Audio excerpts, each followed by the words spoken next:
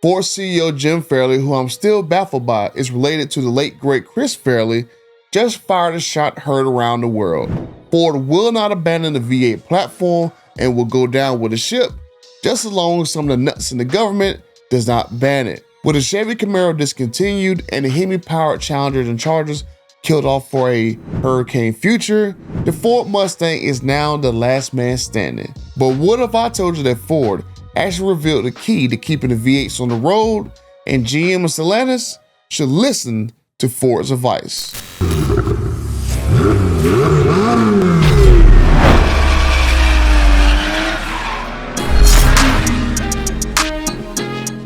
Welcome to the 29,788 V8 fans and the 90% of you guys not yet subscribed. 2024 is a sad year indeed. Two of the last muscle cars standing are now retired, and now there is only one car left. And how fitting that it is the Ford Mustang that never went out of production ever since it was introduced in 1964. Always offered a V8 engine and by far outsold the competition over 60 years of running. Now a lot of automotive journalists will claim that the Challenger over the last few years has been the king of muscle cars ever since the Hellcat platform was introduced, but they only use the sales numbers in the United States and not the global production numbers, where the Mustang is the king of sales. While I'm more of a Dodge and Chevy fan, you have to show the Mustang a lot of respect for being by far one of the best and consistently desirable vehicles over the last 60 years. I know we like to mock the Mustang for wiping out crowds as it leads car shows,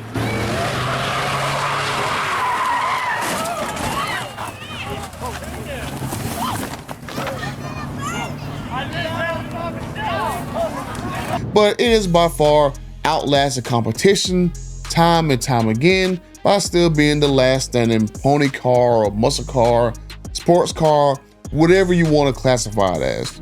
But now Ford has doubled down on his commitment of the Mustang keeping a V8 option, and I couldn't be more supportive of their decision.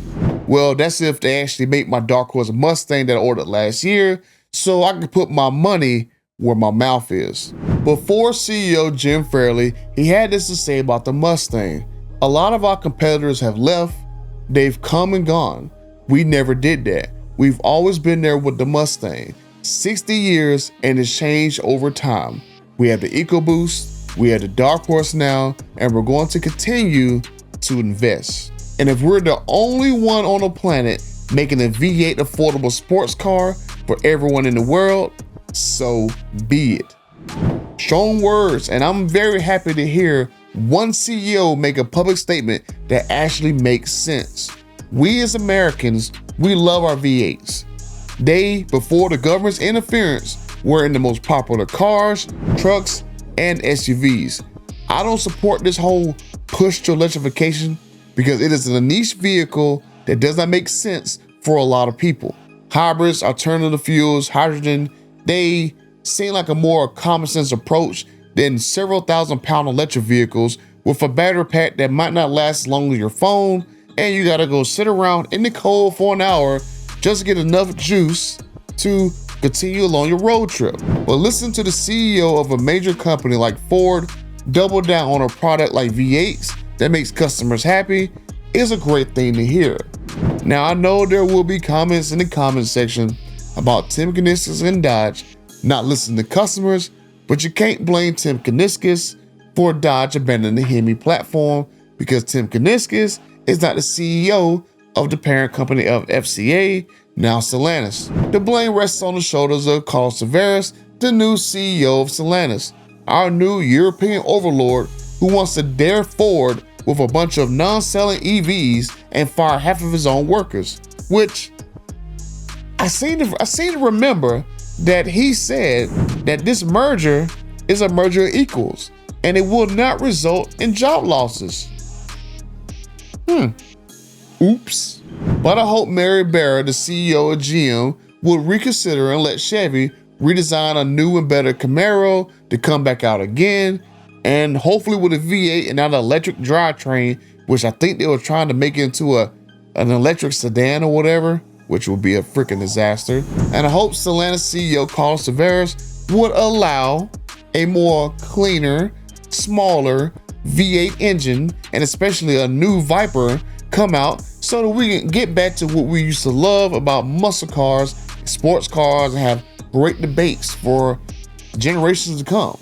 But if these two companies want to know how Ford is keeping the V8 in the Mustang, Ford CEO literally told them the blueprint. Ford CEO said that the Mach-E lets us sell ICE vehicles for a long time to come. It sounds like a very smart idea to leverage your EV platform to allow for the fun vehicles to survive. And V8s make a lot of sense for a lot more people than an electric car does in a lot of situations. And I've said in my other videos on my channel that a V8 will be inside the next gen Charger, and that Dodge was developing a new V8. I've had multiple people confirm with me that a V8 will be in the next gen Charger, which hopefully everyone else will do their part and vote for people who don't want to push EVs down your throat, and we'll see more V8 engines and more V8 cars, trucks, and SUVs again. Just saying. But I hope all the car enthusiasts throw support around Ford in this big announcement. If they want to continue to push vehicles that we as a car community want, then buy them from Ford. Nothing makes executives change their minds like losing tons of money because everyone's buying V8 Mustangs. Ford, keep your dealers in check and you should be fine, because now Dodge and Stellantis is finding out that if you let these dealers have a long leash, they will do shenanigans and they need to be kept in check. Honestly, if Ford just makes a good looking V8 sedan, I think it's game over. And have a nice looking V8 sedan, whether it be a Thunderbird or some other car, Fairlane, whatever. Have a V8 pony car in the Mustang. You got a V8 pickup truck in the Raptor R, which I hope they reduce the price on, because it's kind of ridiculous now, the pricing on some of these V8 pickup trucks. But like I said earlier, I've given my support to Ford by placing an order for a Dark Horse Mustang, which should arrive between now and never, apparently. Now, my original goal was to have a Dark Horse Mustang as a daily driver when I ordered it in April, while my Demon 170 that Rick Hendrick snatched from me last year. We built that car for you. And yes, pretty obvious now, number 7 is a Demon. More accurately, this is the new 2023 Challenger SRT Demon 170. The ultimate weekend warrior. But we'll see if either one of those cars happen or not. It seems like it's a very terrible time period to be a car fan, because every time I know I've ordered cars, nothing has happened. I tried to order a Z06 2 years ago, still hasn't happened. Tried to order a Hummer EV, almost 4 years ago, nothing has happened. Order a Dark Horse Mustang. Here we go, I think I ordered in April, and here we go in January of next year, of the year later. Still don't know when it's gonna come. I tried to order a Demon. Rick Hendrick snatched my allocation. I tried to order another Demon. A dealer just scammed me by having me wire money to the fake buyer and then try to think that they're gonna be, not be included in the whole scandal about it. I tried to order a red eye, but because of Rick Hendrick's shenanigans, I had to pass on a red eye because I thought I had a Demon 170, and then they say, no, I don't have a Demon 170. It's just crazy that you got to just order so many cars, and then you got to hope something sticks. So it's just crazy with these car dealers that you got to go through so much crap to get one car. So hope Ford, GM, Dodge, I've had problems on all 3 of your dealers.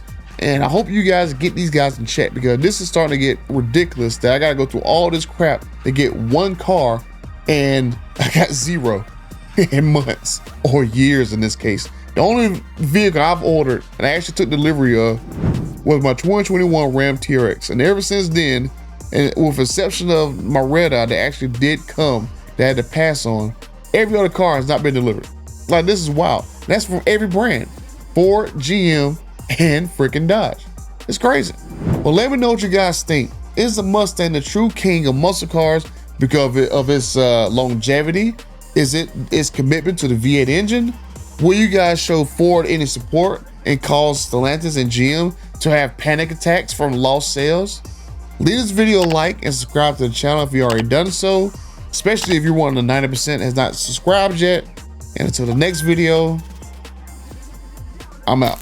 This is Dark Horse. First of its name. First new performance series in more than 2 decades.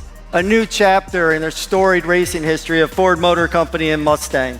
Yeah, we turned up the volume on everything that mattered. Striking visual cues, countless hours of iteration between our engineers in the studio to get everything right for high-speed handling.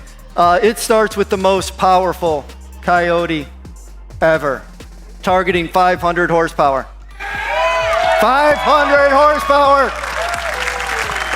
That is mated with a tried and true manual transmission from Tremec that's evolved from our GT350 and Mach 1, and we have some fans.